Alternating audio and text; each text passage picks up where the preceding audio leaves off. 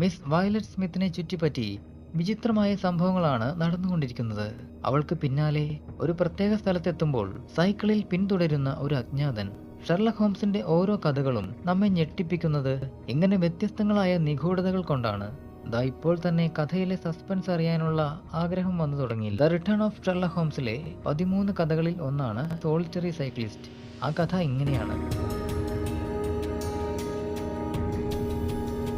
താങ്കൾക്ക് ആരോഗ്യ പ്രശ്നങ്ങളൊന്നും ആവില്ല പറയാനുള്ളത്. ഒരു സൈക്കിൾ യാത്രക്കാരിക്ക് വേണ്ട ആരോഗ്യം എന്തായാലും ഉണ്ടല്ലോ. അവർ അത്ഭുതത്തോടെ അവരുടെ കാലിലേക്ക് നോക്കി. അവരുടെ തന്നെ ഉപ്പൂറ്റിയിലെ ഒരു ഭാഗം തേഞ്ഞിരിക്കുന്നത് വാട്സൺ ശ്രദ്ധിച്ചു. ശരിയാണ് മിസ്റ്റർ ഹോംസ്, ഞാൻ ഒരുപാട് സൈക്കിൾ ഓടിക്കാറുണ്ട്. ശരിക്കു പറഞ്ഞാൽ എൻ്റെ ഇന്നത്തെ സന്ദർശനവും എൻ്റെ സൈക്കിൾ സവാരിയുമായി ബന്ധപ്പെട്ടതാണ്. എനിക്ക് ആദ്യം തോന്നിയത് താങ്കൾ ഒരു ടൈപ്പിസ്റ്റ് ആണെന്നാണ്. പക്ഷേ പിന്നീട് മനസ്സിലായി താങ്കൾ ഒരു സംഗീതജ്ഞയാണെന്ന്. ഇവരുടെ ഈ അറ്റം കൂർത്ത വിരൽത്തുമ്പുകൾ ശ്രദ്ധിച്ചുവോ മിസ്റ്റർ വാട്സൺ? ഈ 2 തൊഴിലുകാർക്കും പൊതുവായി കാണാവുന്ന പ്രത്യേകതയാണിത്. പക്ഷേ നിങ്ങളുടെ മുഖത്ത് വ്യക്തമായ സംഗീതാത്മകമായ ഒരു ആത്മീയ ഭാവമുണ്ട്. താങ്കൾ ഒരു ടൈപ്പിസ്റ്റ് ആവാൻ സാധ്യതയില്ല, ഒരു സംഗീതജ്ഞയാവാനാണ് സാധ്യത. അതെ മിസ്റ്റർ ഹോം, ഞാനൊരു സംഗീത അധ്യാപികയാണ്. ഇവിടെ നാട്ടിൻപുറത്ത് തന്നെ അല്ലേ? നിങ്ങളുടെ മങ്ങാത്ത നിറം അതാണ് സൂചിപ്പിക്കുന്നത്. അതെ സാർ, ഫെൻഹാമിനടുത്ത് സർറേയുടെ അതിർത്തി പ്രദേശത്ത്. അതൊരു രസകരമായ സ്ഥലമാണല്ലോ. മിസ് വയലറ്റ്, ഭവതിക്ക് സംഭവിച്ചതെന്താണെന്ന് വിശദമായി പറയൂ. യുവതി പതുക്കെ തൻ്റെ കഥ വ്യക്തമായ ഭാഷയിൽ വിവരിക്കാൻ ആരംഭിച്ചു. മിസ്റ്റർ ഹോംസ്, എൻ്റെ പിതാവ് ജീവിച്ചിരിപ്പില്ല. ജെയിംസ് സ്മിത്ത് എന്നായിരുന്നു അദ്ദേഹത്തിൻ്റെ മുഴുവൻ പേര്. ഇമ്പീരിയൽ തിയേറ്ററിൽ ഓർക്കസ്ട്ര നടത്തിയിരുന്നത് അദ്ദേഹമായിരുന്നു. അച്ഛൻ്റെ മരണശേഷം ഞാനും അമ്മയും തനിച്ചായി. ആകെ ബന്ധുവെന്ന് പറയാനുണ്ടായിരുന്നത് അകന്ന ഒരു അമ്മാവൻ മാത്രമാണ്, മിസ്റ്റർ റാൽഫ് സ്മിത്ത്. അദ്ദേഹമാവട്ടെ 25 വർഷം മുൻപ് സൗത്ത് ആഫ്രിക്കയിലേക്ക് പോയതാണ്. പിന്നീട് വിവരമൊന്നുമില്ല. എൻ്റെ പിതാവ് മരിച്ചതോടെ ഞങ്ങൾ തീർത്തും ദരിദ്രരായി. ആ സമയത്താണ് ടൈംസ് പത്രത്തിൽ ഞങ്ങളുടെ ചുറ്റുപാടുകൾ അന്വേഷിച്ചുകൊണ്ടുള്ള പത്രപരസ്യം വന്നതായി ആരോ ശ്രദ്ധയിൽപ്പെടുത്തിയത്. ഉടനെ ഞാനും അമ്മയും പരസ്യം കൊടുത്ത വക്കീലിന് ചെന്ന് കണ്ടു. ഞങ്ങളാകെ ആവേശഭരിതരായിരുന്നു. നിധി പോലെ എന്തോ ഞങ്ങൾക്ക് ലഭിക്കാൻ പോകുന്നുവെന്ന തോന്നൽ കൊണ്ട് വക്കീൽ ഞങ്ങൾക്ക് 2 ആഫ്രിക്കക്കാരെ പരിചയപ്പെടുത്തി. മിസ്റ്റർ കറൂഥർ പിന്നെ മിസ്റ്റർ വുഡ്ലി. ആഫ്രിക്കയിൽ നിന്നും അവധിക്ക് വന്നവരായിരുന്നു അവർ 2 പേരും. അമ്മാവൻ്റെ സുഹൃത്തുക്കളാണെന്നും അമ്മാവൻ്റെ അവസാന ആഗ്രഹപ്രകാരമാണ് ഞങ്ങളെ അന്വേഷിച്ച് വന്നതെന്നും പറഞ്ഞപ്പോൾ ഞങ്ങൾക്ക് അത്ഭുതമാണ് തോന്നിയത്. ജീവിച്ചിരുന്ന കാലത്ത് ഞങ്ങളെ ഒന്ന് അന്വേഷിക്കാൻ പോലും തോന്നാതിരുന്ന റാൽഫ് അമ്മാവൻ ഏതാനും മാസങ്ങൾക്ക് മുൻപ് ജോഹന്നാസ്ബർഗിൽ വെച്ച് നിര്യാതനായെന്നും അപ്പോൾ ഞങ്ങളെക്കുറിച്ച് അന്വേഷിച്ചു എന്നും പറയുന്നത് അത്ഭുതമായി തോന്നി. തീരെ ദരിദ്രനായി മരിച്ച അദ്ദേഹം മരിക്കുന്നതിന് ഏതാനും ദിവസം മുമ്പ് മാത്രമാണത്രേ ഞങ്ങളുടെ അച്ഛൻ്റെ മരണത്തെക്കുറിച്ചും ഞങ്ങൾ ഇവിടെയാണെന്നും മറ്റും അറിയുന്നത്. എക്സ്ക്യൂസ് മീ മിസ് വയലറ്റ്, ഈ സംഭാഷണം നടന്നത് എന്നാണ്? കഴിഞ്ഞ ഡിസംബറിൽ, ഒരു 4 മാസം മുൻപ്. ശരി, എന്നിട്ട്? കാണുമ്പോൾ വുഡ്ലി ഒരു മുരടനാണെന്ന് ആർക്കും തോന്നും. തടിയൻ മുഖവും ചെമ്പിച്ച മീശയും തലമുടി നെറ്റിയുടെ 2 വശത്തും ഒട്ടിച്ചു വെച്ചിരിക്കുന്നു. തുളച്ചു കയറുന്ന നോട്ടവും രീതികളും അയാളിൽ ഉറങ്ങുന്ന മൃഗീയത വെളിപ്പെടുത്തുന്നവയായിരുന്നു. എന്റെ സിറിൽ ഇത്തരമൊരുത്തനുമായി സംസാരിക്കുന്നത് കണ്ടാൽ തന്നെ കുഴപ്പമാകും എന്നെനിക്ക് തോന്നി. ഓ, സിറിൽ, അതാണ് അയാളുടെ പേര് അല്ലേ? ഹോംസ് ചിരിച്ചുകൊണ്ട് ചോദിച്ചു. അതെ ഹോംസ്, സിറിൽ മോർട്ടൺ. അദ്ദേഹം ഇലക്ട്രിക്കൽ എഞ്ചിനീയറാണ്. ഈ സീസൺ അവസാനത്തോടെ ഞങ്ങൾ വിവാഹിതരാകും. ഓ ഈശ്വര, ഞാനിപ്പോൾ എന്തിനാണ് സിറിലിന്റെ കാര്യമൊക്കെ ഇവിടെ പറയുന്നത്? മിസ്റ്റർ ഹോംസ്, ഞാൻ ഉദ്ദേശിച്ചത് ഇത്രമാത്രം. മിസ്റ്റർ വുഡ്ലി ആളൊരു മുരടനും മിസ്റ്റർ കറൂഥർ ആവട്ടെ വളരെ മര്യാദക്കാരനും ആയിരുന്നു എന്നാണ്. വളരെ സൗമ്യനായി ഹൃദ്യമായ പുഞ്ചിരിയോടെയാണ് അയാൾ സംസാരിച്ചത്. ഞങ്ങളുടെ സാമ്പത്തിക നിലയെക്കുറിച്ച് അദ്ദേഹം പ്രത്യേകം ആരാഞ്ഞു. തന്റെ 10 വയസ്സുകാരി മകളെ പാട്ട് പഠിപ്പിക്കുമോ എന്ന് അന്വേഷിച്ചു. അമ്മയെ തനിച്ചാക്കി ദൂരയാത്ര ബുദ്ധിമുട്ടാണ് എന്ന് പറഞ്ഞപ്പോൾ എല്ലാ ആഴ്ചയിലും അവസാന ദിവസം വീട്ടിൽ ചെല്ലാമെന്നും വർഷത്തിൽ നല്ലൊരു സംഖ്യ ശമ്പളം തരാമെന്നും അദ്ദേഹം പറഞ്ഞു. അങ്ങനെ ആ ജോലി ഞാൻ ഏറ്റെടുത്തു. ആഴ്ച തുടങ്ങുമ്പോൾ ഫെൻഹാമിൽ നിന്നും 6 മൈൽ അകലെയുള്ള ചിൽട്ടൺ ഗ്രേഞ്ചിൽ പോയി കുട്ടിയെ സംഗീതം പഠിപ്പിക്കാൻ ആരംഭിച്ചു. മിസ്റ്റർ കറൂഥറുടെ ഭാര്യ മരിച്ചിരുന്നു. വീട്ടുകാര്യങ്ങൾ നോക്കുന്നതിനായി പ്രായമായ ഒരു സ്ത്രീയെ അവിടെ നിർത്തിയിട്ടുണ്ടായിരുന്നു. മിസ്സിസ് സിക്സൺ എന്നാണ് അവരുടെ പേര്. അദ്ദേഹത്തിന്റെ മകളാവട്ടെ ഒരു കൊച്ചു മിടുക്കിയാണ്. എല്ലാം കൊണ്ടും എനിക്ക് ഇഷ്ടമായി. മിസ്റ്റർ കറൂഥർ വളരെ സൗമ്യമായി തന്നെ എന്നോട് പെരുമാറി. അദ്ദേഹത്തിനും സംഗീതം വളരെ ഇഷ്ടമായിരുന്നു. വൈകുന്നേരങ്ങളിൽ ഞങ്ങൾ ഒരുപാട് നേരം സംസാരിച്ച് സമയം ചെലവഴിക്കുന്നത് പതിവായി. വാരാന്ത്യങ്ങളിൽ ഞാൻ അമ്മയെ കാണാൻ ടൗണിലേക്ക് പോകുമായിരുന്നു. പിന്നെയാണ് മിസ്റ്റർ വുഡ്ലിയുടെ വരവ്, ആ ചെമ്പൻ മീശക്കാരന്റെ വരവോടെ എന്റെ സമാധാനവും പോയി. ഒരാഴ്ച കാലത്തെ താമസത്തിനാണ് അയാൾ വന്നതെങ്കിലും എത്രയോ കാലം അയാൾ അവിടെ കഴിഞ്ഞുവെന്ന തോന്നലാണ് ഇപ്പോഴും എനിക്ക്. അയാൾ ശരിക്കും ഒരു ഭീകരനും സ്വഭാവത്തിൽ തനി ഗുണ്ടയുമായിരുന്നു. അയാൾക്ക് എന്നെ പ്രേമിക്കണമായിരുന്നു. താൻ വലിയ സമ്പന്നനാണെന്ന്, വിവാഹം കഴിക്കുകയാണെങ്കിൽ ലോകത്തിലേക്ക് വെച്ച് തന്നെ ഏറ്റവും വില കൂടിയ രത്നങ്ങൾ എനിക്ക് സമ്മാനമായി നൽകാമെന്നുമൊക്കെ വീമ്പിളക്കി. ഒന്നും ഫലിക്കാതെ വന്നപ്പോൾ ഒരു ദിവസം അയാൾ എന്നെ കടന്നു പിടിച്ചു. ഒന്ന് ചുംബിക്കാൻ അനുവദിക്കുന്നതുവരെ എന്നെ പോകാൻ സമ്മതിക്കില്ലെന്ന് അയാൾ അട്ടഹസിച്ചു. തക്ക സമയത്ത് തന്നെ മിസ്റ്റർ കറൂത്തർ വന്നതുകൊണ്ട് ഞാൻ രക്ഷപ്പെട്ടു. കറൂത്തറും വുഡ്ലിയും തമ്മിൽ ഉന്തും തള്ളുമായി. കറൂത്തറുടെ മുഖത്ത് ആഞ്ഞടിച്ച ശേഷം വുഡ്ലി അവിടെ നിന്ന് ഇറങ്ങിപ്പോയി. പിന്നെ അവിടേക്ക് വന്നിട്ടില്ല. മിസ്റ്റർ കറൂത്തർ എന്നോട് സംഭവിച്ചതെല്ലാം ക്ഷമായാചന നടത്തി. ഇനി ഒരിക്കലും ഇങ്ങനെ സംഭവിക്കുകയില്ലെന്നും അയാൾ ഉറപ്പു നൽകി. അതിനുശേഷം വുഡ്ലിയെ ഞാൻ കണ്ടിട്ടില്ല. മിസ്റ്റർ ഹോംസ്, ഇനി ഞാൻ വിഷയത്തിലേക്ക് വരാം. ഈ സംഭവത്തെക്കുറിച്ച് താങ്കൾ എനിക്ക് ഉപദേശം തന്ന് സഹായിക്കണം. എല്ലാ ശനിയാഴ്ചകളിലും ഞാൻ വീട്ടിലേക്ക് പോകാറുള്ള കാര്യം പറഞ്ഞിരുന്നുവല്ലോ. എന്റെ സൈക്കിളിൽ തന്നെയാണ് ഞാൻ ഫർണാം സ്റ്റേഷനിലേക്ക് പോയിരുന്നത്. അവിടെ നിന്നുള്ള 12:20 ട്രെയിനിൽ ടൗണിലേക്ക് പുറപ്പെടും. ചിൽട്ടൺ ഗ്രേഞ്ചിൽ നിന്നും സ്റ്റേഷനിലേക്കുള്ള റോഡ് വളരെ വിജനമാണ്. പ്രത്യേകിച്ച് ആ ചാർലിംഗ്ടൺ ഹീത്തിനും ചാർലിംഗ്ടൺ ഹാളിനും ഇടയ്ക്കുള്ള സ്ഥലം. ആ റോഡിലൂടെ ഏതാണ്ട് 1 മൈൽ സഞ്ചരിച്ചു കഴിയുമ്പോൾ ക്രൂക്സ്ബറി കുന്നിന് സമീപമുള്ള മെയിൻ റോഡിലെത്തും. അവിടെ മാത്രമാണ് അല്പമെങ്കിലും ആളനക്കമുള്ളത്. ഒരു കാളവണ്ടിയോ മനുഷ്യജീവിയോ അവിടെ കാണാറില്ല. 2 ആഴ്ച മുൻപാണ് ഞാൻ അതുവഴി സൈക്കിളിൽ പോവുകയായിരുന്നു. വെറുതെ ഒന്ന് തിരിഞ്ഞു നോക്കിയപ്പോൾ ഏതാണ്ട് ഒരു 100 വാര പുറകിൽ ഒരാൾ സൈക്കിളിൽ വരുന്നു. കറുത്ത മീശയുള്ള ഒരു മധ്യവയസ്കനായിരുന്നു അയാൾ. ഫർണാമിൽ എത്തുന്നതിന് മുൻപ് ഒരിക്കൽ കൂടി തിരിഞ്ഞു നോക്കിയപ്പോൾ അയാളെ കണ്ടതുമില്ല. അതൊരു ഗൗരവമുള്ള സംഭവമായി ഞാൻ കരുതിയില്ല. പക്ഷേ മിസ്റ്റർ ഹോംസ്, ആശ്ചര്യമെന്ന് പറയട്ടെ, ഞാൻ തിങ്കളാഴ്ച മടങ്ങുമ്പോഴും അതേ സംഭവം ആവർത്തിച്ചു. അതേ റോഡിൽ വെച്ച് പിന്നീട് വീണ്ടും അടുത്ത ശനിയും തിങ്കളും ഇതേ സംഭവം ആവർത്തിച്ചു. എല്ലായ്പ്പോഴും അയാൾ ഒരു നിശ്ചിത അകലം പുലർത്തിയിരുന്നു. മാത്രമല്ല, എന്നെ തടസ്സപ്പെടുത്താനോ അപമാനിക്കുവാനോ അയാൾ ശ്രമിച്ചിരുന്നില്ല. പക്ഷേ ഈ സംഭവം എനിക്ക് വിചിത്രമായി തോന്നിയതിനാൽ ഞാൻ മിസ്റ്റർ കറൂത്തറിനെ ഈ വിവരം അറിയിച്ചു. അദ്ദേഹത്തിന് ഈ സംഭവത്തിൽ വളരെ താല്പര്യം തോന്നുകയും ഒരു കുതിരവണ്ടി വാങ്ങാനുള്ള ഏർപ്പാട് ചെയ്യാമെന്നും പറഞ്ഞു. എന്നെ തനിച്ച് യാത്ര ചെയ്യുന്നതിന് അദ്ദേഹം വിലക്കുകയും ചെയ്തു. ഉടനെ തന്നെ കുതിരവണ്ടി എത്തുമെന്ന് കരുതിയെങ്കിലും അത് ഈ ആഴ്ച എത്തിയില്ല. അതുകൊണ്ട് സൈക്കിളിൽ തന്നെ ഞാൻ യാത്ര തുടർന്നു. ഇന്ന് രാവിലെ ഞാൻ പതിവ് പോലെ ചാർലിംഗ്ടൺ റോഡിലെ വിജനമായ പാതയിലെത്തിയപ്പോൾ പെട്ടെന്നുള്ള തോന്നലിൽ ഞാൻ തിരിഞ്ഞു നോക്കി. അവിടെയതാ ആ മനുഷ്യൻ വീണ്ടും കഴിഞ്ഞ 2 ആഴ്ചകളിലും കണ്ട അതേ സ്ഥലത്ത് തന്നെയായിരുന്നു അയാൾ. എന്നെ കുറച്ച് ദൂരത്തായി പിന്തുടരുന്നത് കൊണ്ട് എനിക്ക് അയാളുടെ മുഖം മുഴുവനായി കാണാൻ കഴിഞ്ഞില്ല. എങ്കിലും അയാളെ എനിക്ക് പരിചയമുള്ളതായി തോന്നിയില്ല. അയാൾ ധരിച്ചിരുന്നത് കറുത്ത വസ്ത്രങ്ങളായിരുന്നു. അയാളുടെ മുഖത്ത് ഞാൻ സ്പഷ്ടമായി കണ്ടത് അയാളുടെ കറുത്തു തടിച്ച മീശയാണ്. തലയിൽ കറുത്ത തൊപ്പിയും ഉണ്ടായിരുന്നു. ഇന്ന് പതിവ് പോലെ ഞാൻ പതറിയില്ല. നേരെ മറിച്ച് അയാളെ അടുത്തറിയണമെന്ന് തോന്നി. ഞാൻ സൈക്കിളിന്റെ വേഗം കുറച്ചു. അത് കണ്ടപ്പോൾ അയാളും കുറച്ചു. പിന്നെ ഞാൻ ബ്രേക്ക് ഇട്ട് നിർത്തുക തന്നെ ചെയ്തു. അപ്പോൾ അയാളും സൈക്കിൾ ബ്രേക്ക് ഇട്ട് നിർത്തി. അപ്പോൾ എനിക്കൊരു ആശയം തോന്നി. റോഡിന്റെ മുന്നിൽ വളവാണ്. അതിവേഗത്തിൽ സൈക്കിൾ ചവിട്ടി വളവ് തിരിഞ്ഞ് അയാൾ കാണാത്ത വിധത്തിൽ ഞാൻ കാത്തുനിന്നു. അയാളും വേഗം കൂട്ടി വരുമെന്നും ഞാൻ മുമ്പിലെത്തി ബ്രേക്ക് ഇടുന്നതിന് മുൻപായി എനിക്ക് അയാളുടെ മുഖം കാണാമെന്നും പ്രതീക്ഷിച്ചു.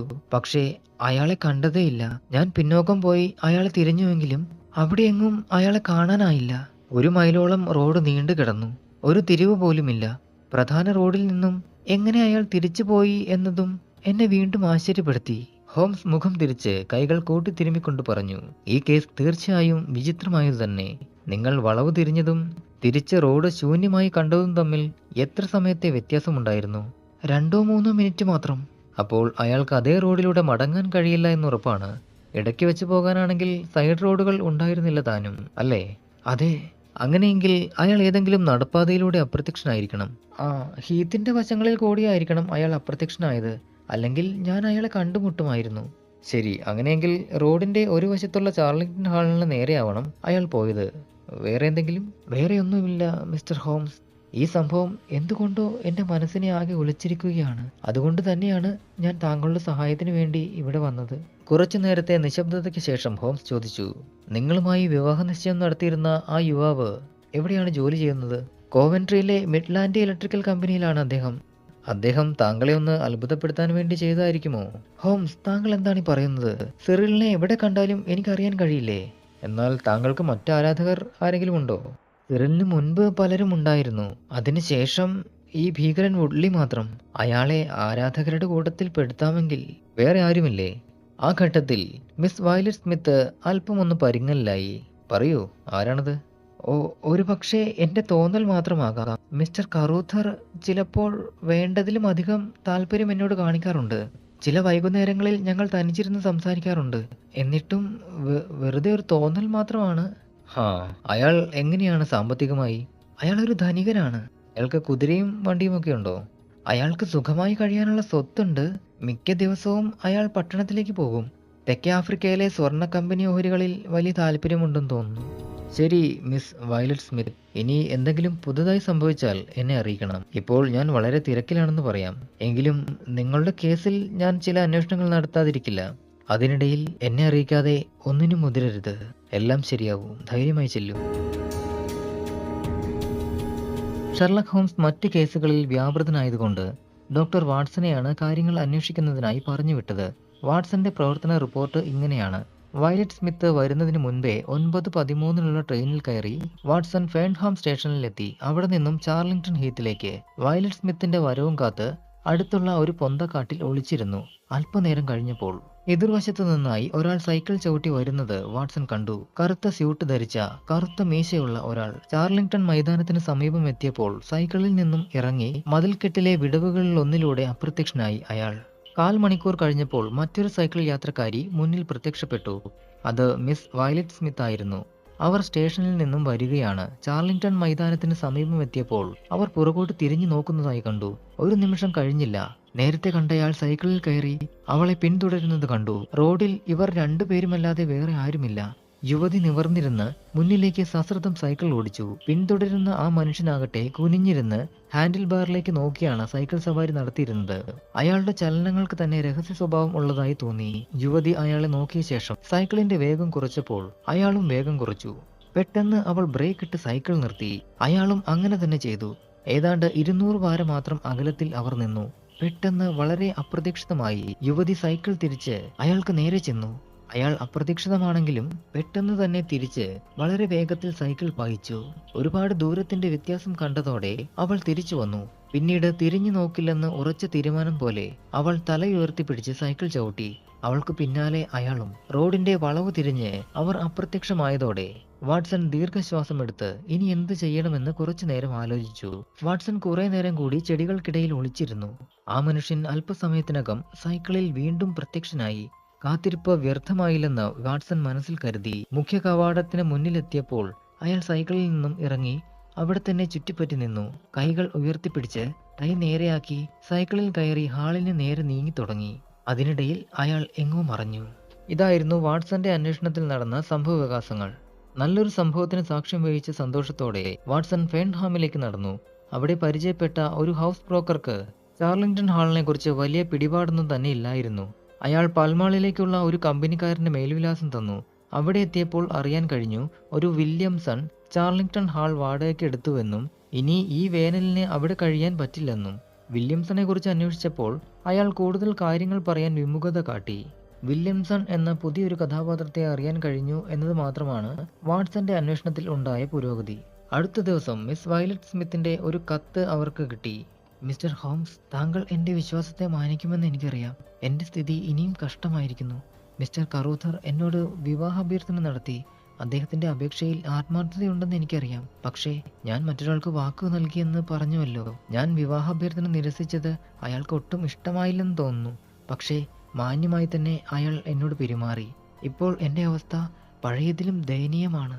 തന്റെ കക്ഷിക്ക് എന്തോ വലിയ ഒരു അപകടം വരാനിരിക്കുന്നു എന്ന് ഹോംസിന് തോന്നി. അടുത്ത ദിവസം തന്നെ ഹോംസ് ഒരു അന്വേഷണം നടത്തി തിരിച്ചു വന്നു. അപ്പോൾ നടന്ന സംഭവങ്ങൾ ഇങ്ങനെയാണ്. ഒരു മൽപ്പിടുത്തം കഴിഞ്ഞു വന്ന കോലത്തിലാണ് ഹോംസ് തിരിച്ചു വന്നത്. വാട്സൺ അത് കണ്ട് പരിഭ്രമിച്ചു. ഇതെന്തു പറ്റി ഹോംസ്? ഡോക്ടർ വാട്സൺ, പഴയ ബോക്സിംഗ് കല പഠിച്ചത് വെറുതെ ആയില്ല. ഗുസ്തി അറിയുന്നത് കൊണ്ട് മാത്രമാണ് ഇങ്ങനെയെങ്കിലും രക്ഷപ്പെടാൻ കഴിഞ്ഞത്. രാവിലെ തന്നെ ഞാൻ പബ്ബിൽ എത്തി അന്വേഷണം നടത്തി തുടങ്ങി. കടയുടമ എന്റെ ചോദ്യങ്ങൾക്കെല്ലാം അറിയാവുന്ന വിധത്തിൽ മറുപടി പറഞ്ഞു.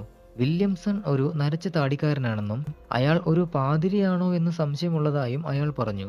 അയാളും അയാളുടെ ചില വേലക്കാരുമാണ് ചാർലിംഗ്ടൺ ഹാളിൽ താമസിക്കുന്നതെന്നും അയാൾ പറഞ്ഞു. പക്ഷേ അയാളുടെ ചെയ്തികൾ അയാൾ ഒരു പാതിരി തന്നെയാണോ എന്ന് സംശയിക്കുന്നവയായിരുന്നു. പള്ളിയിൽ പോയി അന്വേഷിച്ചപ്പോൾ അയാൾ അവിടെ താമസിക്കുന്നുണ്ടെന്നും പക്ഷേ അയാളെക്കുറിച്ചുള്ള റിപ്പോർട്ടുകൾ കൊള്ളാവുന്നതല്ലെന്നും മനസ്സിലായി. വാരാന്ത്യങ്ങളിൽ ധാരാളം പേർ പുറമേ നിന്നും ഹാളിൽ എത്താറുണ്ടെന്നും അവരിൽ ഒരാൾ ചെമ്പൻ മീശക്കാരനായ മിസ്റ്റർ വുഡ്ലി എന്നു പേരുള്ള ആളാണെന്നും കടയുടമ പറഞ്ഞു. ഇത്രയുമായപ്പോൾ സാക്ഷാൽ വുഡ്ലി രംഗത്തേക്ക് കയറി വന്നു. അയാൾ അടുത്ത മുറിയിൽ എവിടെയോ ഇരുന്ന് ബിയർ കഴിക്കുകയായിരുന്നു. അടുത്തു വന്ന ഉടനെ അയാൾ ആക്രോശിച്ചു, "ആരാണ് താൻ? ഇതൊക്കെ അറിഞ്ഞിട്ട് തനിക്കെന്ത് വേണം?" എന്നിങ്ങനെ ചോദ്യങ്ങൾ ഓരോന്നായി ഒഴുകാൻ തുടങ്ങി. കുറെ അസഭ്യങ്ങളും എൻ്റെ നേരെ ചുരിഞ്ഞു. ഞാൻ ഒട്ടും പ്രതീക്ഷിച്ചില്ല. അയാൾ എൻ്റെ നേരെ മുഷ്ടി ചുരുട്ടി ഒന്ന് തന്നു. പ്രതീക്ഷിക്കാത്തതുകൊണ്ട് ഒഴിവാക്കാൻ കഴിഞ്ഞില്ല. അതിനുശേഷം ഞങ്ങൾ രണ്ടുപേരും കൂടി ഒരു മൽപ്പിടുത്തം തന്നെ നടന്നു. എന്നിട്ടുള്ള രൂപമാണ് ഇത്. വുഡ്ലി ഒരു കുതിരവണ്ടി പിടിച്ച് സ്ഥലം വിട്ടു. ഇന്നത്തെ ദിവസം അങ്ങനെയൊക്കെ അവസാനിച്ചു. അടുത്ത വ്യാഴാഴ്ച മിസ് വയലറ്റ് സ്മിത്തിന്റെ മറ്റൊരു കത്ത് അവർക്ക് ലഭിച്ചു. "മിസ്റ്റർ ഹോംസ്, താങ്കൾ അത്ഭുതപ്പെടില്ലെന്ന് കരുതുന്നു. ഞാൻ മിസ്റ്റർ കറൂത്തറുടെ ജോലി വേണ്ടെന്ന് വയ്ക്കാൻ തീരുമാനിച്ചു. അദ്ദേഹം ഉയർന്ന ശമ്പളം തന്നിരുന്നുവെങ്കിലും ഈ ചുറ്റുപാടിൽ കഴിയാൻ എനിക്കാവുന്നില്ല. ഈ ശനിയാഴ്ച ഞാൻ ടൗണിലേക്ക് വന്നു കഴിഞ്ഞാൽ പിന്നെ തിരിച്ചു പോകാൻ ഉദ്ദേശിക്കുന്നില്ല. മിസ്റ്റർ കറൂത്തർ പറഞ്ഞിരുന്ന കുതിരവണ്ടി എത്തിയതുകൊണ്ട് ഇനി അഥവാ വഴിയിൽ എന്തെങ്കിലും അപകടം പതിയിരിപ്പുണ്ടെങ്കിൽ തന്നെ ഇനി അതിനെ ഭയപ്പെടേണ്ടതില്ല. ഞാൻ ജോലി ഉപേക്ഷിച്ചതിന് കാരണം കറൂത്തറുടെ പെരുമാറ്റം മാത്രമല്ല, ആ വികൃത രൂപം മിസ്റ്റർ വുഡ്ലി വീണ്ടും അവതരിച്ചിരിക്കുന്നു. അയാൾ അല്ലെങ്കിൽ തന്നെ എന്തൊക്കെയോ ഒളിച്ചു വെക്കുന്ന പ്രകൃതക്കാരനാണ്. പക്ഷെ ഇപ്പോൾ അയാളുടെ രൂപം പഴയതിലും ഭീകരമായിരിക്കുന്നു. എവിടെയോ പോയി അയാൾക്ക് എന്തോ കിട്ടിയതിന്റെ ലക്ഷണം അയാളിൽ കാണാനുണ്ട്. മുഖമെല്ലാം വലിയ മുറിവുകളുണ്ട്. ഞാൻ ജനാലയിലൂടെ കണ്ടതേയുള്ളൂ. അയാൾ കറൂത്തറുമായി കുറെ നേരം സംസാരിക്കുന്നത് കണ്ടു. കറൂത്തർ ആകെ വികാരഭരിതനായിരുന്നു. വുഡ്ലി ഇവിടെ അടുത്തെവിടെയോ ആണ് താമസിക്കുന്നത്. അയാൾ ഉറങ്ങുന്നത് ഇവിടെയല്ല. ഇന്ന് രാവിലെ വീണ്ടും ഞാൻ അയാളെ കണ്ടു. ഇനി അയാൾ പഴയ പോലെ ഇവിടെ തന്നെ ഉണ്ടാകുമെന്ന് തോന്നുന്നു. അയാളെ എത്രമാത്രം ഞാൻ ഭയപ്പെടുന്നുണ്ടെന്ന് പറഞ്ഞറിയിക്കാൻ തന്നെ പ്രയാസമാണ്. കറൂത്തർ എങ്ങനെ ഇയാളെ സഹിക്കുന്നു എന്നത് ഒരു അത്ഭുതം തന്നെ. എന്തായാലും ശനിയാഴ്ചയോടുകൂടി എൻ്റെ എല്ലാ പ്രശ്നങ്ങളും അവസാനിക്കും." കത്ത് വായിച്ച് ഹോംസിന്റെ മുഖം വിവരണമായി. "മിസ്റ്റർ വാട്സൺ, ആ സാധു യുവതിക്ക് പിന്നിൽ ആരൊക്കെയോ കളിക്കുന്നുണ്ട്. ശനിയാഴ്ച അവരുടെ അവസാനത്തെ യാത്രയിൽ അവർ അപമാനിക്കപ്പെടുകയില്ലെന്ന് നമുക്ക് ഉറപ്പുവരുത്തണം. ശനിയാഴ്ച രാവിലെ നമുക്കും അവിടെ എത്തണം. കേസന്വേഷണം പൂർത്തിയാകുന്നതിന് മുൻപ് ദുരന്തങ്ങളൊന്നും സംഭവിക്കാതെ നോക്കേണ്ടത് നമ്മുടെ ചുമതല കൂടിയാണല്ലോ." ഇതുവരെയും അത്ര ഗൗരവമാണെന്ന് തോന്നാത്ത ഈ കേസിന് ദിവസം കഴിയുന്തോറും കൂടുതൽ ഭീകരത്വം കൈവന്നിരിക്കുന്നുവെന്ന് അവർക്ക് തോന്നി. മാത്രമല്ല, ഇത് വളരെയധികം വിചിത്രമായതും ദുരൂഹമായതുമായി മാറിക്കൊണ്ടിരിക്കുന്നു. സുന്ദരിയായ ഒരു യുവതിക്ക് ചുറ്റും ഒരു യുവാവ് കറങ്ങുന്നുവെന്നത് വലിയൊരു ക്രൈമല്ലെങ്കിലും അയാൾ ഒരു ദുർബലനാണെന്നത് എന്നുവെച്ചാൽ അടുത്തു ചെല്ലാൻ പോലും ധൈര്യമില്ലാത്തയാൾ ആണെന്നിരിക്കെ ഇതിൽ മറ്റെന്തോ ദുരൂഹത ഒളിഞ്ഞിരിപ്പില്ലേ? മുരടൻ വുഡ്ലി ആകെ ഒരു തവണയാണ് ആ യുവതിയെ ഉപദ്രവിക്കാൻ ശ്രമിച്ചിട്ടുള്ളത്. ഇത്തവണ കറൂത്തറുടെ വീട്ടിൽ വന്നപ്പോൾ വയലറ്റ് സ്മിത്തിനെ കുറിച്ച് ഒന്നും അന്വേഷിച്ചത് പോലുമില്ല താനും. വയലറ്റിനെ പിന്തുടർന്ന ആ സൈക്കിൾ സവാരിക്കാരൻ വാരാന്ത്യങ്ങളിലെ സന്ദർശകരിൽ ആരോ ആണെന്നതിൽ സംശയമില്ല. പക്ഷെ എന്താണ് അയാളുടെ ഉദ്ദേശം? അയാൾ ആരാണ്? ഇതൊക്കെ ഉത്തരം കിട്ടാത്ത ചോദ്യങ്ങളായി മറഞ്ഞു കിടക്കുന്നു. ഹോംസിന്റെ മുഖത്തും പെരുമാറ്റ രീതികളിലും കണ്ട പ്രകടമായ കർക്കശ സ്വഭാവമാണ് വാട്സനെ ഒന്നുകൂടി ഉണർത്തിയത്. ഹോംസ് തന്റെ കൈത്തോക്ക് പോക്കറ്റിനുള്ളിൽ നിക്ഷേപിക്കുക കൂടി ചെയ്തപ്പോൾ ഒരു ഞെട്ടലോടെ വാട്സൺ ഓർത്തു, എത്ര ദൂരത്തേക്കാണ് അവർ മുന്നേറുന്നത്? രാത്രി മുഴുവൻ മഴ പെയ്തിരുന്നു. നനഞ്ഞു കുതിർന്ന പ്രഭാതത്തിൽ അവർ വീണ്ടും ആ നഗരത്തിലെ ഭ്രാന്തപ്രദേശത്തിന്റെ നാട്ടിൻപുറത്തെത്തി. ക്രൂക്സ്ബറി കുന്നിന്റെ മലമുകളിൽ വളവ് തിരിയുന്ന റോഡിന്റെ വലതുവശത്ത് ഓക്കുമരങ്ങൾക്കിടയിൽ ചാർലിംഗ്ടൺ ഹാൾ അവരെ നോക്കി നിന്നു. പെട്ടെന്ന് എന്തോ ഒന്ന് ഹോംസിന്റെ ശ്രദ്ധയിൽപ്പെട്ടു. അങ്ങകലെ ഒരു കറുത്ത പൊട്ടുപോലെ ഒരു കുതിരവണ്ടി അവരുടെ ദിശയിൽ നീങ്ങുന്നത് കണ്ടു. ഹോംസ് അക്ഷമ പൂണ്ടു പറഞ്ഞു, "വാട്സൺ, അരമണിക്കൂർ മുമ്പ് ഇറങ്ങിയെന്നായിരുന്നു എന്റെ വിശ്വാസം. ആ കാണുന്ന കുതിരവണ്ടിയിൽ ആ യുവതി ഉണ്ടെങ്കിൽ അവൾ ആദ്യത്തെ തീവണ്ടിയിൽ തന്നെ പോകാനുള്ള തയ്യാറെടുപ്പിലായിരിക്കും. അങ്ങനെയെങ്കിൽ അവൾ ചാർലിംഗ്ടൺ ഹാളിന് മുമ്പിലെത്തുമ്പോൾ നമ്മൾ വളരെ പുറകിലായിരിക്കും." അവർ റോഡിലൂടെ താഴേക്ക് ഇറങ്ങിയപ്പോഴേക്കും കുതിരവണ്ടി അപ്രത്യക്ഷമായി. വേഗത കൂട്ടി അവർ നടന്നു. ക്ഷീണം കാരണം വഴിയിലെങ്ങാനും വീഴുമോ എന്നുവരെ വാട്സന് ഭയം തോന്നി. പക്ഷേ ഹോംസ് ആകട്ടെ കൂടുതൽ ഊർജ്ജസ്വലതയോടെ മുന്നോട്ട് ആഞ്ഞു നടന്നുകൊണ്ടിരുന്നു. പക്ഷേ 100 വാര പോയി കഴിഞ്ഞപ്പോൾ ഹോംസ് പെട്ടെന്ന് നിർത്തി. വാട്സന് നേരെ പരിഭ്രാന്തിയോടെ എന്തോ ആംഗ്യം കാണിച്ചു. അതേസമയം ഒരു ആളൊഴിഞ്ഞ കുതിരവണ്ടി അവരുടെ മുന്നിലേക്ക് വളവ് തിരിഞ്ഞ് ഓടി വരുന്നുണ്ടായിരുന്നു. "വാട്സൺ, നമ്മൾ വൈകിപ്പോയിരിക്കുന്നു. ഛേ, നമ്മൾ എന്തൊരു വിഡ്ഢിത്തമാണ് കാണിച്ചത്. കുറെ കൂടി നേരത്തെ ഇറങ്ങേണ്ടതായിരുന്നു.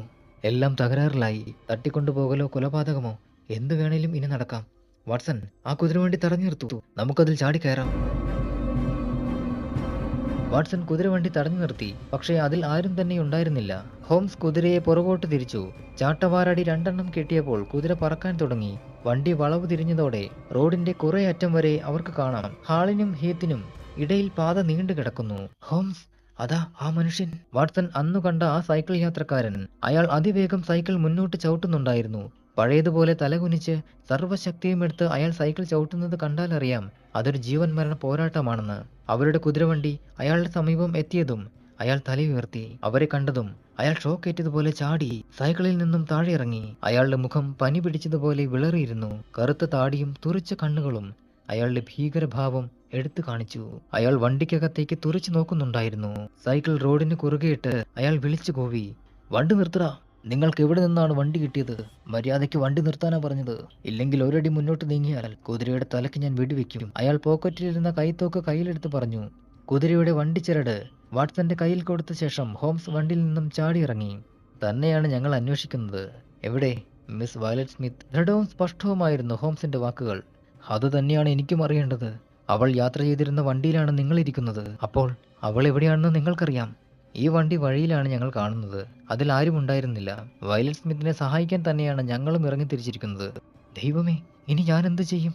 അയാൾ ഉറക്കെ നിലവിളിച്ചു. "അയ്യോ, അവർ അവളെ തട്ടിയെടുത്തു കഴിഞ്ഞു. ആ വുഡ്ലിയും അയാളുടെ കൂട്ടുകാരനും. നിങ്ങൾ ശരിക്കും സ്മിത്തിന്റെ സുഹൃത്തുക്കളാണെങ്കിൽ എന്റെ പുറകെ വരൂ. വേഗം വരൂ. ഈ കാടിനുള്ളിൽ മരിച്ചു വീണാലും നമുക്ക് അവളെ രക്ഷിച്ചേ മതിയാവൂ." സമനില തെറ്റിയവനെ പോലെ കയ്യിൽ കൈത്തോക്കുമായി മുന്നിൽ കണ്ട മതിൽക്കെട്ടിന്റെ വിടവിലൂടെ അയാൾ പാഞ്ഞു. ഹോംസും വാട്സണും അയാളെ പിന്തുടർന്നു. കുതിര റോഡിലൂടെ മേഞ്ഞു തുടങ്ങിയിരുന്നു. മണ്ണിൽ പതിഞ്ഞു കിടന്നിരുന്ന കാൽപ്പാടുകളെ പിന്തുടർന്ന് അയാൾ പായുന്നുണ്ടായിരുന്നു. "ദാ ഇതിലെയാണ് അവർ പോയിരിക്കുന്നത്."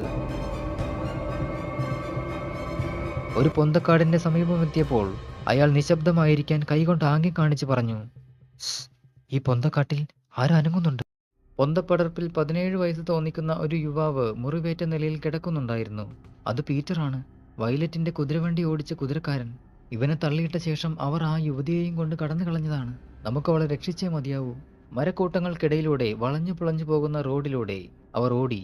വീടിനടുത്ത് വരെ എത്തിയപ്പോൾ ഹോംസ് പെട്ടെന്ന് നിന്നു. എന്നിട്ട് പറഞ്ഞു, "അവർ വീടിനകത്തേക്ക് കടന്നിട്ടില്ല. ഇവിടെ ഇടതുഭാഗത്തായി കുറെ കാൽപ്പാടുകൾ കാണുന്നുണ്ട്. ഈ പൊന്തയുടെ പുറകിലേക്കാണ് അത് കടന്നിരിക്കുന്നത്."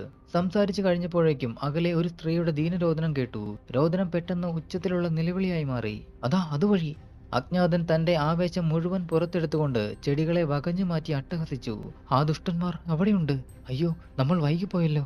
ചെടികൾക്കിടയിലൂടെ നടന്നു നീങ്ങിയപ്പോൾ അവർ എത്തിയത് അതിമനോഹരമായ ഒരു പുൽത്തകിടിയിലേക്കാണ്. പുൽത്തകിടിക്കറ്റത്തായി ഒരു വലിയ ഓക്കുമരം നിൽക്കുന്നു. അതിന് ചുവട്ടിലായിരുന്നു നാടകം അരങ്ങേറിയിരുന്നത്. 3 പേരടങ്ങുന്ന സംഘം അവിടെ നിൽക്കുന്നുണ്ടായിരുന്നു. ഒരാൾ വയലറ്റ് സ്മിത്ത്. അവളുടെ വായ കർച്ചീഫ് കൊണ്ട് കെട്ടിയിരുന്നു. അവൾക്കഭിമുഖമായി ക്രൂരമായ നോട്ടവും ചെമ്പൻ മീശയും എടുത്തു കാണിക്കുന്ന ഒരു തടിയൻ നിന്നിരുന്നു. അവരുടെ നടുവിലായി നരച്ച താടിയുള്ള ഒരു ആജാനുബാഹു നിൽക്കുന്നുണ്ടായിരുന്നു. ഒരു പാദ്രിയുടെ വേഷത്തിൽ അയാൾ പ്രാർത്ഥനാ പുസ്തകം മടക്കി പോക്കറ്റിലിട്ട് മറ്റേയാളെ അനുഗ്രഹിക്കുന്നതാണ് അവർ കണ്ടത്. വാട്സൺ പിറുപിറുത്തു. "വിവാഹം കഴിഞ്ഞെന്ന് തോന്നുന്നു. വരൂ, മുന്നോട്ട് പോകാം." അവർ ഒരുമിച്ച് മുന്നോട്ട് കുതിച്ചു. പാതിരി വേഷത്തിൽ നിൽക്കുന്നയാൾ വില്യംസൺ. അയാൾ പുച്ഛഭാവത്തിൽ അവരെ സ്വാഗതം ചെയ്തു. മറ്റേയാൾ വുഡ്ലിയാണെന്ന് എളുപ്പം മനസ്സിലായി. അയാൾ ഉറക്കെ ചിരിച്ച് പരിഹസിച്ചുകൊണ്ട് ആജ്ഞാതിനെ നോക്കി പറഞ്ഞു, "ബോസ്, നിന്റെ കള്ളത്താടിയും മീശയും ഇനി മാറ്റിയേക്ക്. നിങ്ങളൊക്കെ തക്ക സമയത്ത് തന്നെ വന്നതിൽ വളരെ സന്തോഷം. ഇതാണ് മിസ്സസ് വുഡ്ലി." വയലറ്റിന്റെ നേരെ വിരൽ ചൂണ്ടി അയാൾ ആക്രോശിച്ചു. "അതേടാ, ഞാൻ ബോബ് കാറൂത്തേഴ്സ്. ഞാൻ മരിക്കേണ്ടി വന്നാലും ഇവളെ നിനക്ക് തരുന്ന പ്രശ്നമില്ല. ഞാൻ നിന്നോടൊരിക്കൽ പറഞ്ഞതാണല്ലോ ഇവളുടെ ദേഹത്ത് കൈവച്ച് നിന്നെ വെച്ചിരിക്കില്ല എന്ന്. ഞാൻ എന്റെ വാക്ക് പാലിക്കാൻ തന്നെ വന്നതാണ്. പക്ഷെ നിങ്ങൾ വൈകിപ്പോയി. അവൾ എന്റേതായി കഴിഞ്ഞു." "ഇല്ല, അവൾ നിന്റേതല്ല. അവൾ ചിലപ്പോൾ നിന്റെ വിധവയായിക്കൂടുന്നില്ല." ഇത് പറഞ്ഞു തീരുന്നതിന് മുൻപ് തന്നെ കറൂത്തേഴ്സിന്റെ തോക്കിൽ നിന്നും വെടിയുതിർന്നു. വുഡ്ലിയുടെ വേസ്റ്റ് കോട്ടിൽ നിന്നും രക്തം ചീറി. അയാൾ ഉച്ചത്തിൽ അലറിക്കൊണ്ട് പുറകോട്ട് മറിഞ്ഞു വീണു. അയാളുടെ മുഖം ചോര വാർന്ന നീലനിറമായി. പാതിരിയാകട്ടെ എന്തൊക്കെയോ ഉറക്കെ പുലമ്പുന്നുണ്ടായിരുന്നു. ചീത്ത വിളിച്ചുകൊണ്ട് അയാൾ ആകെ വിറയ്ക്കുന്നുണ്ടായിരുന്നു. അയാളും പോക്കറ്റിൽ നിന്നും റിവോൾവർ എടുത്തു. അപ്പോഴേക്കും ഹോംസ് അയാളുടെ കഴുത്തിൽ കൈത്തോക്ക് അമർത്തി കഴിഞ്ഞിരുന്നു. "ഇത്രയും മതി. ആ തോക്ക് താഴെയിടൂ. ഡോക്ടർ വാട്സൺ, ആ തോക്കെടുത്ത് അയാളുടെ തലയ്ക്ക് നേരെ പിടിക്കൂ. ഈ മിസ്റ്റർ കറൂത്തേഴ്സ്, നിങ്ങളുടെ തോക്ക് എനിക്ക് തരൂ. ഇനി നമുക്ക് അക്രമം വേണ്ട." "നിങ്ങൾ ആരാണ്?" കറൂത്തർ ചോദിച്ചു. "എന്റെ പേര് ഷെർലക് ഹോംസ്." "എന്റെ കർത്താവേ, ഷെർലക് ഹോംസ്! അപ്പോൾ നിങ്ങൾ എന്നെക്കുറിച്ച് കേട്ടിട്ടുണ്ട് അല്ലേ? ശരി, ഇനി പോലീസ് വരുന്നവരെ നിങ്ങളെ സൂക്ഷിക്കേണ്ട ചുമതല എനിക്കാണ്. അപ്പോഴേക്കും അപകടത്തിൽപ്പെട്ട് കിടന്ന കുതിരക്കാരൻ ഒരുവിധം അങ്ങോട്ട് ഓടിയെത്തിയിരുന്നു. ഹോംസ് കുതിരക്കാരനെ ചൂണ്ടി പോക്കറ്റിലെ നോട്ട്ബുക്കിൽ നിന്നും ഒരു പേപ്പർ കീറിയെടുത്ത് എന്തോ എഴുതി. ആ പീറ്റർ, താങ്കൾക്ക് കുഴപ്പമൊന്നുമില്ലല്ലോ അല്ലേ? എങ്കിൽ ഇത് പോലീസ് സ്റ്റേഷനിൽ എത്തിക്കുക. അവൻ വരുന്നതുവരെ എല്ലാവരും എൻ്റെ കസ്റ്റഡിയിലാണെന്ന് ഓർമ്മയിരിക്കട്ടെ. ഒരിക്കൽ കൂടി തൻ്റെ സുഹൃത്തിൻ്റെ അഭൗമമായ വ്യക്തിത്വം കാണാനും ആസ്വദിക്കാനും വാട്സൺ അവസരം കിട്ടി. അദ്ദേഹത്തിന് മുന്നിൽ വില്യംസണും കറൂത്തേഴ്സും വെറും പാവകളായി.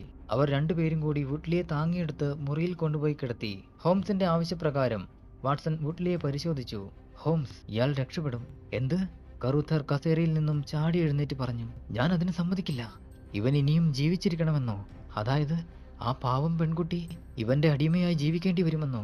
ഇല്ല, ഞാനതിന് സമ്മതിക്കില്ല. അതിനെക്കുറിച്ച് താങ്കൾ വ്യാകുലപ്പെടേണ്ടതില്ല കറൂത്തേഴ്സ്. ആ യുവതി ഒരു കാലത്തും വുഡ്ലിയുടെ ഭാര്യയായി വാഴാൻ പോകുന്നില്ല. അതിന് 2 കാരണങ്ങളുണ്ട്. ഒന്നാമതായി, ഈ വില്യംസണ് വിവാഹം നടത്തിക്കൊടുക്കാൻ അർഹതയുണ്ടോ എന്ന കാര്യത്തിൽ സംശയമുണ്ട്. ഞാൻ പാതിരിയായി വാഴ്ത്തപ്പെട്ടവനാണ്. ഓഹോ, ആ കുപ്പായം ഊരിവെപ്പിച്ചതായും എനിക്കറിയാൻ കഴിഞ്ഞു. ഒരിക്കൽ പാതിരിയായാൽ എന്നും പാതിരി തന്നെ. അതൊന്നും നിങ്ങൾ പറയണ്ട. പിന്നെ നിങ്ങൾക്ക് വിവാഹം നടത്താൻ ലൈസൻസ് ഉണ്ടോ? ലൈസൻസ് അതെന്റെ പോക്കറ്റിലുണ്ട്. എങ്കിൽ അതിലും താനെന്തോ കൃത്രിമം കാണിച്ചിട്ടുണ്ട്. എന്തായാലും അവരുടെ സമ്മതമില്ലാതെ നടത്തിയ വിവാഹം ഒരു നിയമസാധുതയുമില്ലാത്തതാണ്. അത്യന്തം ഗുരുതരമായ കുറ്റം കൂടിയാണ്. നിങ്ങൾക്ക് തന്നെ ഇതിനെക്കുറിച്ച് ആലോചിച്ച് തീരുമാനമെടുക്കാൻ ഒരു 10 വർഷമെങ്കിലും ചുരുങ്ങിയത് ലഭിക്കും. ഇനി മിസ്റ്റർ കറൂത്തർ, താങ്കൾ ആ കൈത്തോക്ക് പോക്കറ്റിൽ തന്നെ സൂക്ഷിക്കുന്നതാണ് നല്ലത്. എനിക്കും അങ്ങനെ തോന്നാഞ്ഞിട്ടല്ല മിസ്റ്റർ ഷെർലക് ഹോംസ്. പക്ഷേ ഞാൻ അവൾക്ക് വേണ്ടി എടുത്ത മുൻകരുതലുകളെല്ലാം വിഫലമായി പോയല്ലോ എന്ന് ഓർത്തപ്പോൾ എനിക്ക് സഹിക്കാൻ കഴിഞ്ഞില്ല. അത്രയ്ക്ക് ഞാൻ അവളെ സ്നേഹിക്കുന്നു. സ്നേഹം എന്താണെന്ന് സത്യമായും ഞാൻ അറിഞ്ഞത് ഇവളിൽ നിന്നാണ്. അവൾ തെക്കേ ആഫ്രിക്കയിൽ നിന്നും വന്ന ഒരു റൗഡിയുടെ, അതും കിംബർലി മുതൽ ജോഹാനസ്ബർഗ് വരെ കുപ്രസിദ്ധി ആർജിച്ച ഈ റൗഡിയുടെ കയ്യിൽ അകപ്പെടുമെന്ന് ഓർത്തപ്പോൾ ഞാൻ എന്നെ തന്നെ കുറച്ച് സമയത്തേക്ക് മറന്നുപോയി. മിസ്റ്റർ ഷെർലക് ഹോംസ്, താങ്കൾക്ക് ഒരുപക്ഷെ അറിയുമോ എന്നറിയില്ല, ഇവളെ ഒറ്റയ്ക്ക് സഞ്ചരിക്കാൻ ഞാൻ ഒരിക്കലും അവസരം കൊടുത്തിരുന്നില്ല. ആ ദ്രോഹികൾ അവളെ ഉപദ്രവിക്കാൻ ഈ വഴിക്ക് ചുറ്റിക്കറങ്ങുന്നുണ്ടായിരുന്നു. അവൾ സൈക്കിളിൽ ഇതുവഴി സഞ്ചരിക്കുമ്പോഴൊക്കെ ഞാനും പിന്തുടരുമായിരുന്നു, അവൾ അറിയാതെ. അവളിൽ നിന്നും ഏതാനും ദൂരം അകന്നാണ് എല്ലായ്പ്പോഴും ഞാൻ സൈക്കിൾ ചവിട്ടിയിരുന്നത്. എന്നെ തിരിച്ചറിയാതിരിക്കാൻ കറുത്ത താടിയും തൊപ്പിയും ധരിക്കുമായിരുന്നു. ഞാൻ ആരാണെന്ന് മനസ്സിലാക്കി കഴിഞ്ഞാൽ അവൾ ജോലിക്ക് വരാതായാലോ എന്ന് ഞാൻ ഭയന്നു. ഈ അപകടങ്ങളെക്കുറിച്ചൊന്നും അവൾ ഇതുവരെ അറിയിക്കാതിരുന്നത് എന്തുകൊണ്ടാണ്? എന്നെങ്കിലും ഞാനത് പറഞ്ഞാൽ അവൾ എന്നെ വിട്ടു പോകുമായിരുന്നു. അതെനിക്ക് ചിന്തിക്കാൻ കൂടി വയ്യ. ഇതിന് നിങ്ങൾ പറയുന്നത് സ്നേഹമെന്നാണെങ്കിൽ ഞാൻ അതിനെ വിളിക്കുക സ്വാർത്ഥത എന്നാണ്. എന്തായാലും എനിക്ക് അവളെ പിരിയുക എന്നത് വലിയ വിഷമമായിരുന്നു. മാത്രമല്ല, ഈ ഭീകരന്മാർക്കിടയിൽ അവളെ സംരക്ഷിക്കാൻ ആരെങ്കിലും ഉള്ളത് വളരെ നല്ലതാണെന്നും തോന്നി. അങ്ങനെ ഇരിക്കുമ്പോഴാണ് ആ ടെലഗ്രാം വന്നത്. അവർ എന്തെങ്കിലും നീക്കം നടത്തും എന്നെനിക്ക് തോന്നി. ഒരു ടെലഗ്രാം പുറത്തെടുത്ത് കറൂത്തർ ഹോംസിന് നൽകി. അതിലിങ്ങനെ എഴുതിയിരുന്നു: റാൽഫ് സ്മിത്ത് മരണമടഞ്ഞു. ഓഹോ, അതാണ് സംഗതിയല്ലേ. കാര്യങ്ങളുടെ കിടപ്പ് എങ്ങനെയാണെന്ന് ഇപ്പോൾ മനസ്സിലായി. എന്നാലും താങ്കൾ പറഞ്ഞു വന്നത് തുടരൂ. ഈ അവസരത്തിൽ വില്യംസൺ എന്തൊക്കെയോ ചീത്ത വിളിക്കാൻ തുടങ്ങി. എടാ കറൂത്തർ, താങ്കൾ ഞങ്ങളെ കരിവാരി തേക്കാനാണ് പുറപ്പാടെങ്കിൽ ഓർത്തോ, വുഡ്ലിക്ക് കിട്ടിയത് തന്നെ നിനക്കും കിട്ടും. തന്റെ പെണ്ണിനെ കുറിച്ച് തനിക്ക് എന്തും പറയാം, അത് തന്റെ സ്വാതന്ത്ര്യം. പക്ഷേ ഞങ്ങളെ പോലീസുകാർക്ക് ഒറ്റുകൊടുക്കാനാണ് ഭാവമെങ്കിൽ താൻ അനുഭവിക്കും, പറഞ്ഞേക്കാം. ഏയ് തിരുപുത്രൻ, ഇങ്ങനെ ആവേശം കാണിക്കരുത്. ഈ കേസിൽ താങ്കൾ കുരുങ്ങിക്കഴിഞ്ഞു.